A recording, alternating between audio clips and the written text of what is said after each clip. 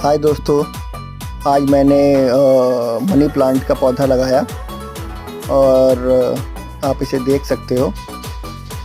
Money plant का पौधा या कोई पौधा लगाओ तो एक चीज़ ध्यान देने वाली बात है कि इसमें जो है जैविक खाद डालिए, जिससे क्या होगा कि इसका ग्रोथ अच्छे से होगा। और ज़्यादा से ज़्यादा कोशिश करें कि इसमें पानी भी डालो, क्योंकि मनी प्लांट है और इसमें पानी की आवश्यकता होती है। रेस्ट अभी प्रॉपर इसे धूप से बचाएं, डायरेक्ट धूप ना लगे, और इसे आप साइड में रख सकते हो। पौधा आपका बिल्कुल तैयार है और हम इसे अभी साइड में रखने के लिए रेडी करते हैं।